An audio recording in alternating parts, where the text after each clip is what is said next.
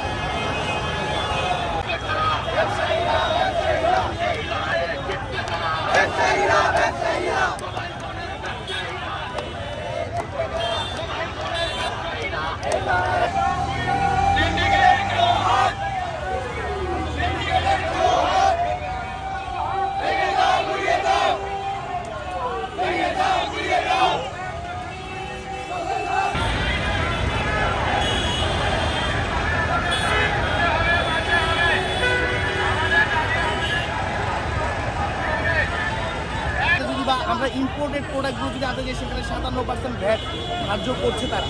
তো এই জায়গা থেকে অবশ্যই আমাদের সাথে একই দেশের নাগরিক মুক্ত বাজারে ব্যবসা করতে চাই, আমরা সরকারের ন্যায় নীতি মেনে ব্যবসা করতে চাই, কিন্তু সেখানে আমরা বাধাগ্রস্ত হচ্ছি। আমরা চাই এটা একটা সুস্থ বন্টন হোক, ভ্যাট চার্জ সকলের জন্য সমান হোক। এই দাবি নিয়ে আজকে আমাদের এই পদযাত্রা, আজকে আমাদের এই শান্তিপূর্ণ মানববন্ধন। স্বাগত জানাই। বাট যে বিটিআরসিতে আমরা যে এই তৃণমূল ব্যবসায়ী আমরা যে ব্যবসা করতে চাই, আমরা যে ট্যাক্স দিতে চাই, এটা বিটিআরসির কিছু রুলস বাধা আছে। এই বাধাগুলো অপসারণ চাই। যেমন মাদার কোম্পানির আপনার NOC, industrial NOC, bill of entry, অনেক বাধা আছে। এই বাধাগুলো আমরা সরিয়ে আমরা আমদানি করতে চাই, গভর্নমেন্টের ট্যাক্স দিতে চাই। পাশাপাশি আমরা যারা আছি, যারা প্রায় 20,000 ব্যবসায়ী এবং প্রায় 20 লক্ষ জনসংখ্যা, এই যে এত বড় একটা অংশ, এই বড় অংশটাকে আপনি ছুঁড়ে ফেলে দিতে পারেন না। এটাকে কিভাবে আপনি সংযোগ করবেন, এটাকে কিভাবে আপনি ব্যবসার মধ্যে রাখবেন, এটা আপনাদেরকে এটা বুঝতে হবে। তবে এনআইএর যে বৈষম্য রয়েছে সেই বৈষম্য দূর করুন, আমাদেরকে বাধ্যবাধকতা ব্যবসা করতে চাই সৎভাবে, আর সরকারকে রাজস্ব দিতে চাই।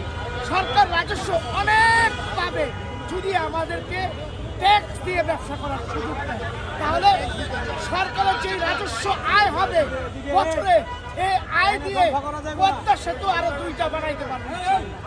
আমরা চাই যারা ব্যবসায়ী আছি আমরা সুশৃঙ্খল ভাবে মানববন্ধন করছি, আমরা রাস্তায় খাবো না, কারো উপরে কাজ করবো না, আমরা সবার সাথে ভালো ব্যবহার করবো। কারণ মোবাইল ব্যবসায়ীরা ভেরি স্মার্ট, শিক্ষিত, সেই পরিচয় আমরা দিব।